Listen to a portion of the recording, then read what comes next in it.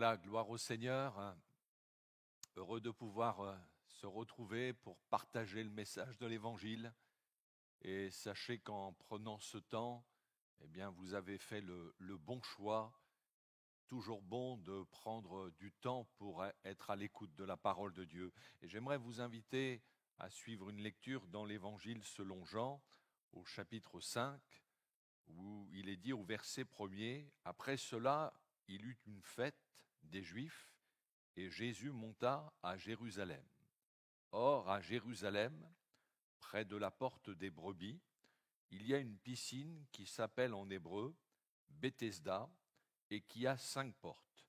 Sous ces portiques étaient couchés en grand nombre des malades, des aveugles, des boiteux, des paralytiques qui attendaient le mouvement de l'eau, car un ange descendait de temps en temps dans la piscine et agitait l'eau, et celui qui descendait le premier après que l'eau avait été agitée était guéri, quelle que soit sa maladie. Là se trouvait un homme malade depuis 38 ans. Jésus, l'ayant vu coucher, et sachant qu'il était déjà malade depuis longtemps, lui dit : « Veux-tu être guéri ? » Le malade lui répondit : « Seigneur, je n'ai personne pour me jeter dans la piscine quand l'eau est agitée. Et pendant que j'y vais, un autre descend avant moi. Lève-toi, lui dit Jésus, prends ton lit et marche. Aussitôt cet homme fut guéri, il prit son lit et marcha. Amen. » Voilà un récit qui a eu lieu lors d'une fête à Jérusalem. Jésus était monté à Jérusalem et nous est dit qu'il y avait là une fête des Juifs qui était à l'origine une fête pour Dieu, pour l'honorer, pour le glorifier, pour se souvenir de ce que Dieu avait fait. Mais il semble qu'avec le temps, cette fête avait été dénaturée et au lieu d'être la fête de Dieu, eh bien c'était celle des Juifs, celle des hommes. Dieu n'était plus glorifié comme il aurait dû l'être. Et n'est-ce pas le même constat qu'on peut faire aujourd'hui avec les fêtes dites chrétiennes, Noël, Pâques, l'Ascension, la Pentecôte, sont des fêtes qui, au fil du temps, ont été dénaturées. Et il faut reconnaître qu'un grand nombre de nos contemporains ne savent plus la signification spirituelle de ces fêtes. Alors bien sûr, il ne s'agit pas d'avoir au moment de ces fêtes chrétiennes, avoir un sursaut religieux et puis d'un seul coup de se souvenir que Dieu existe. En réalité, c'est quotidiennement que nous bénissons Dieu pour la venue de Jésus dans ce monde. C'est quotidiennement que nous bénissons Dieu pour la mort de Jésus sur la croix, pour sa résurrection le 3e jour, pour son ascension au ciel. Et la Bible nous dit qu'il revient bientôt. Et voyez-vous, pour que ces fêtes aient toute leur valeur, eh bien, il faut vivre la foi au quotidien. Alors, oui, à Jérusalem, c'était la fête ce jour-là, mais on ne peut pas dire qu'elle l'était pour tous. Et notamment pour tous ces malades en grand nombre qui étaient près de cette piscine de Bethesda. Il y avait là des aveugles, des boiteux, des paralytiques. Et on ne peut pas dire que autour de cette piscine, on entendait des cris de joie. C'était plutôt des gémissements, de la souffrance. En réalité, cette fête masquait bien des détresses. Et encore aujourd'hui, beaucoup attendent avec impatience les moments de fête, vont pouvoir festoyer, s'amuser, oublier un peu leurs problèmes, leurs difficultés. Mais est-ce que ça solutionne les choses ? Vous savez, après une soirée bien arrosée, ah oui, on a peut-être bien rigolé, mais au fond des cœurs, parfois que de souffrance, que de détresse. Ce dont les êtres humains ont besoin, ce n'est pas tant de faire la fête, mais de venir à Jésus, à celui qui peut nous donner la vraie joie, la vraie paix, qui peut nous dire « Venez à moi, vous tous qui êtes fatigués et chargés, et je vous donnerai du repos. » Jésus, lui, ne s'est pas rendu à Jérusalem pour participer à cette fête, mais il s'est rendu près de cette piscine de Bethesda, qui signifie maison de miséricorde. Et ceci reflète bien le caractère de Jésus, qui est venu pour exercer la miséricorde, c'est-à-dire qui prend à cœur notre situation. Autour de cette piscine, c'était plutôt la loi de la jungle. Il n'y avait aucune solidarité. C'était chacun pour soi pour essayer de s'en sortir. Et encore aujourd'hui, on est dans une société qui est de plus en plus marquée par l'indifférence, l'individualisme, chacun pour soi. Mais Jésus, lui, il s'intéresse à nous. Il vient là où il y a la souffrance, là où il y a la peine, là où il y a le désespoir. Au moment de cette fête, Jésus, lui, se rend là où la souffrance et le désespoir réclamaient sa présence. Et j'aimerais vous dire que Jésus n'est pas indifférent à votre situation, il n'est pas indifférent à vos peines.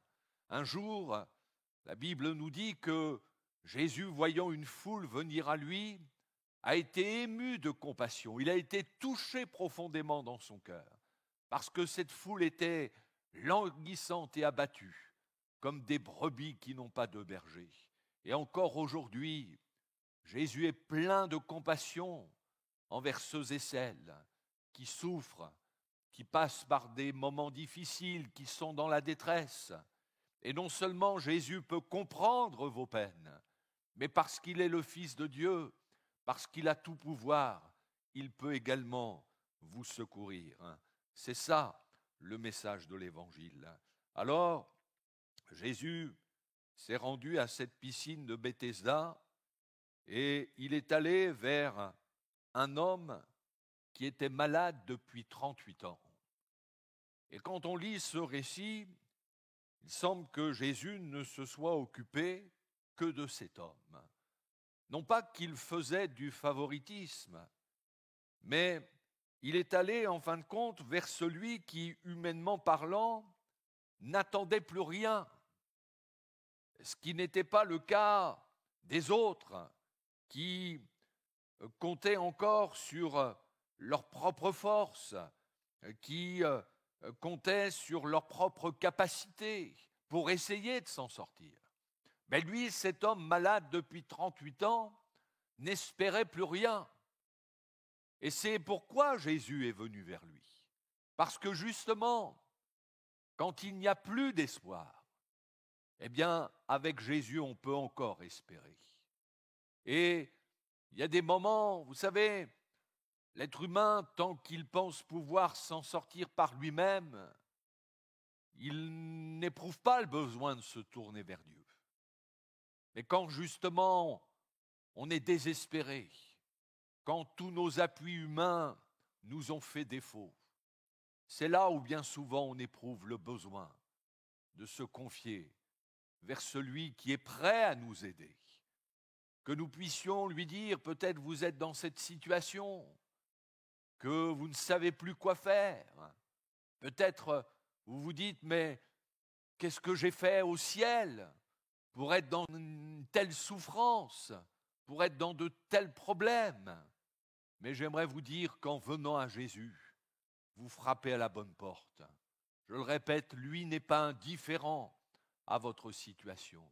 Il est prêt à vous secourir.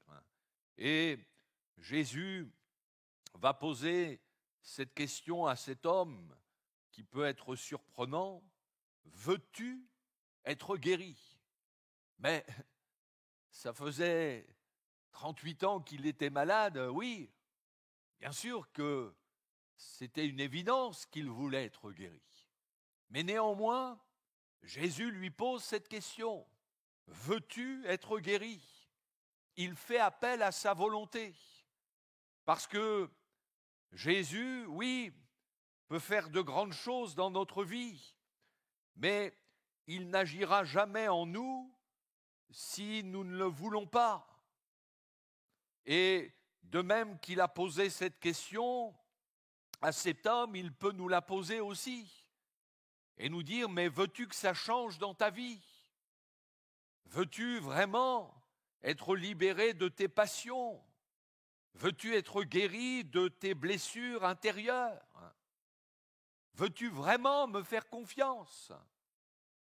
Jésus fait appel à notre volonté. Parce que, je le répète, il n'agira pas contre notre volonté.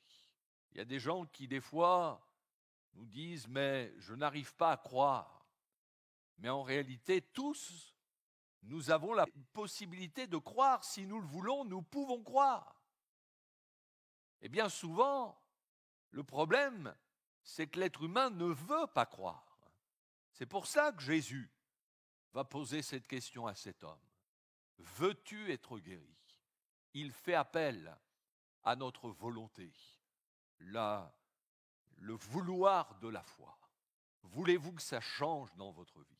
Et quand Jésus lui pose cette question, il aurait pu répondre, « Mais oui, Seigneur, je souhaite être guéri. » Mais au lieu, en fin de compte, de saisir par la foi cette parole, eh bien, il va répondre « Je n'ai personne ».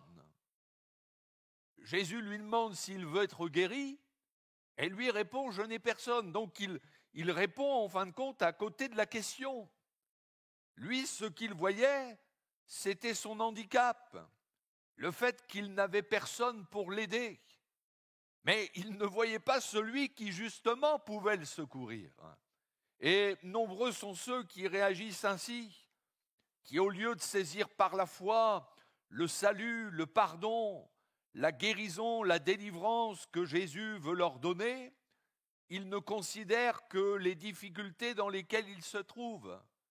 Ce qui fait qu'ils se découragent. Eh bien, ne vous laissez pas arrêter. Ne vous laissez pas décourager par les difficultés.